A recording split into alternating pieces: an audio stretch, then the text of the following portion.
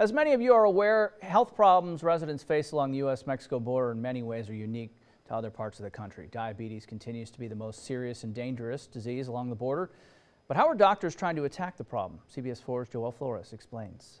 35-year-old Daisy Palermo is an educator and was diagnosed with type 2 diabetes over 10 years ago. You hear stories of people living with dialysis or loss of limbs or kidney failure, and that's something that I would not want to be in those shoes. Daisy is a longtime Valley resident and says living with diabetes wasn't easy at first. I tried to manage it at that time as a college student, not having insurance.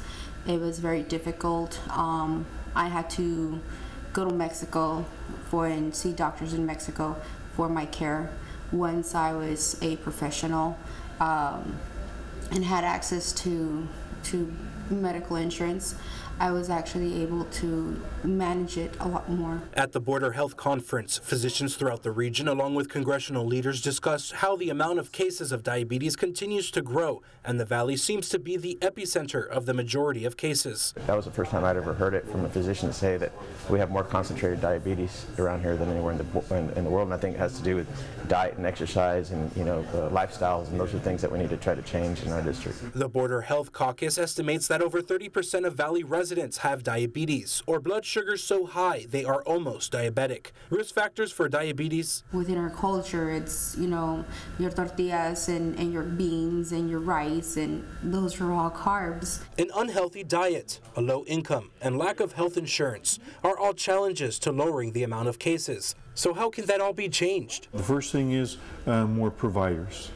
The second thing is getting out to where the people are rather than the traditional way of them coming to a centralized location or to a physician office. If people don't make the conscientious effort to fight for their own life, and in the sense of diet and exercise, then you're going to have both feet in the grave. In Edinburgh, Joel Flores, CBS 4 News and ValleyCentral.com. Frequent urination, fatigue, and unexplained weight loss are all symptoms. Healthy eating and 30 minutes of exercise each day is key to preventing and controlling the disease.